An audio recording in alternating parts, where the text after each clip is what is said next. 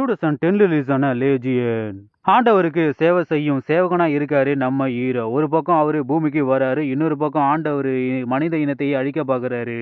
ஒரு பொண்ணுக்கு பிறக்க போகும் குழந்தை தான் இந்த மனித இனத்தையே காப்பாத்த போகிறது. அந்த குழந்தையை ஆண்டவர் அழிக்க பாக்குறாரு, அவரோட படையை அனுப்புறாரு. இதுக்கப்புறம் நம்ம ஹீரோ ஆண்டவரையும் ஆண்டவரோட படையும் எதிர்த்து சண்டை போட்டு அந்த குழந்தையையும் மனித இனத்தையும் காப்பாத்தினாரா இல்லையான்னு படத்தை முடிகிறாங்க. ஒரு தரமான படம். லைட்டா லேக் அடிக்கும், ஆனா சண்டை காட்சிகள் அதை சமாளிக்கும். CG work okay, Tamil dubbing cinematography double okay. ITP rating 5.3, நம்ம ரேட்டிங் 5.5. லேஜியன் மனித இனத்தை அழிக்கும் ஆண்டவன், ஆண்டவனை எதிர்த்து சண்டை போட்டு மனித இனத்தை காப்பாற்றும் பாதுகாவலன். 2016 ரிலீஸ் ஆன தி நைஸ் கைஸ் படத்துடைய முதல் கதாநாயகன் ரசல் குரோ. இவர் பிரைவேட் டிடெக்டிவ் அப்படின்னு இவரே சொல்லிக்கிட்டு இருக்காரு. பணத்துக்காக என்ன வேண்டுமானாலும் பண்ணுவாரு. எமி என்ற ஒரு 16 வயது பொண்ணு இவர்கிட்ட உதவி கேட்கறா. இவரும் உதவி பண்றாரு. ஒரு கட்டத்துக்கு மேல அந்த பொண்ணு காணாம போயிடா. இதே பொண்ணை தேடிக்கிட்டு படத்தோட 2வது கதாநாயகன் வரான். அவனும் இன்னொரு டிடெக்டிவ். இப்போ 2 டிடெக்டிவ் ஒன்னு சேர்ந்து இறுதியாக அந்த பொண்ணை கண்டுபிடித்தார்களா இல்லையா, இதுதான் இந்த படத்தோட கதையே. இந்த படத்தோட கதையை 1975 நடக்கிற மாதிரி தான் பேஸ் பண்ணி எடுத்திருக்காங்க. அந்த டைம்ல சினிமாட்டோகிராஃபி எப்படி இருந்ததோ அதை நச்சுன்னு காமிச்சிருக்காங்க. இந்த பொண்ணை தேடிக்கிட்டு போற இடத்துல ட்விஸ்டான காமெடியை வச்சு கொண்டு போயிட்டே இருக்காங்க. 2 டிடெக்டிவும் சேர்ந்து பண்ற காமெடி அட்டகாசம். ரயனுக்கு 16 வயசுல ஒரு பொண்ணு இருப்பா. அவ அப்பா பின்னாடியே ஃபாலோ பண்ணிட்டே இருப்பா. அவ தான் எல்லாமே கண்டுபிடிப்பா. கடைசியில யாரு டிடெக்டிவ்னு அப்படின்னு நமக்கே தெரியல. இந்த படத்துல மட்டும் தான் தமிழ் டப்பிங் ரொம்பவே நல்லா இருக்கு. ஒரு நல்ல படம் பார்க்கணும்னு நினைக்கிறவங்க தனியா பாருங்க. இந்த படத்துல எந்த இடத்துல சென்சார் சீன் வரும் அப்படின்னு எனக்கே தெரியாது. படத்தோட ஸ்டார்டிங் சீனே ஒரு சென்சார் சீன் தான். ஓவரால் படம் நல்லா இருக்கு. ஐஎம்டிபி ரேட்டிங் 7.4, நம்ம ரேட்டிங் 7. தி நைஸ் கைஸ் துப்பறிவாளர்கள்.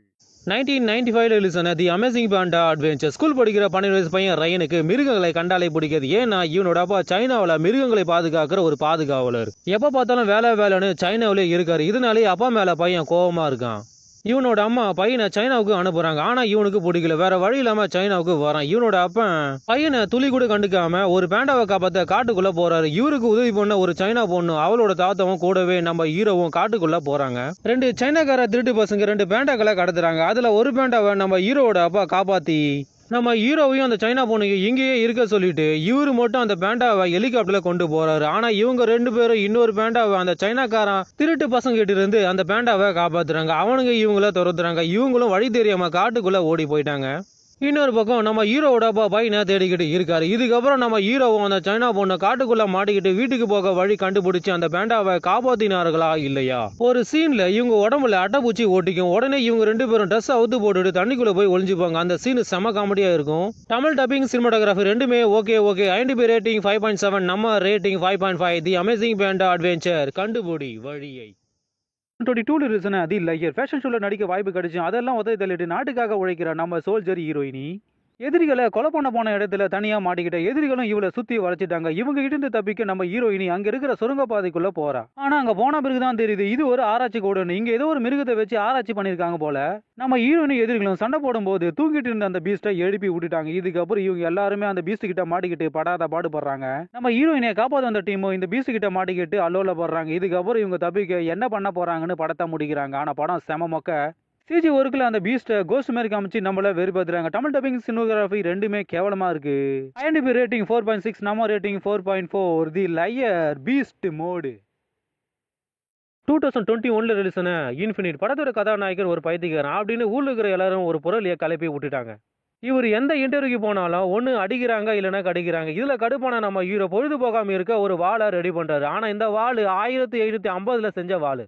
பழங்காலத்து வாழை இவருக்கே தெரியாம செஞ்சிருக்காரு. இந்த வாழை விற்க போன இடத்துல போலீஸ்ல மாட்டிக்கிட்டாரு. இந்த வாழை பார்த்த உடனே இவரை தேடிக்கிட்டு வெளில வரான். அவன் இவரை கொலை பண்ண ட்ரை பண்றான். இன்னொரு பக்கம் நம்ம ஹீரோயின் அங்க வந்து இவன் கிட்ட இருந்து நம்ம ஹீரோவை காப்பாத்துறா. ஒரு கட்டத்துல நம்ம ஹீரோக்கு என்ன நடக்குதுன்னே தெரியல. போன ஜென்மத்துல நம்ம ஹீரோ வேற ஒரு ஆளா இருக்கும்போது எஃகு மூட்டையை ஒரு இடத்துல மறைச்சு வச்சிருப்பாரு. ஆனா இந்த ஜென்மத்தில் இருக்கிற நம்ம ஹீரோக்கு அந்த எஃகு மூட்டை எங்க இருக்குன்னு அவருக்கு தெரியாது. அது மட்டும் வில்லனோட கையில கிடைச்சதுன்னா அவன் இந்த உலகத்தையே அழிச்சிருவான். இதுக்கப்புறம் இவரை மாறிய மறுஜென்மம் எடுத்த எல்லாரும் ஒன்று சேர்ந்து அந்த வில்லனை தடுத்து நிறுத்தினார்களா இல்லையா, அந்த முட்டையை கண்டுபிடித்தார்களா இல்லையான்னு படத்தை முடிக்கிறாங்க. படத்தோட ஸ்டார்டிங் சீனில் நம்ம ஹீரோக்கும் போலீஸுக்கும் கார் சேசிங் நடக்கும். அந்த சீன் வேற மாதிரி கொடுத்துருப்பாங்க. அதோட கிளைமேக்ஸில் ஃப்ளைட்டில் நடக்கிற ஆக்ஷன் சீக்வன்ஸும் வேற மாதிரி இருக்கும். தமிழ் டப்பிங் சினிமாட்டோகிராஃபி ரெண்டுமே நல்லா இருக்கு. இதுக்கு மேலே சொல்றதுக்கு படத்தில் ஒன்றுமே இல்லை. ஐஎன்டிபி ரேட்டிங் 5.4, நம்ம ரேட்டிங் 6. படம் நல்லா இருக்கு, போய் பாரு. Infinite I am come back.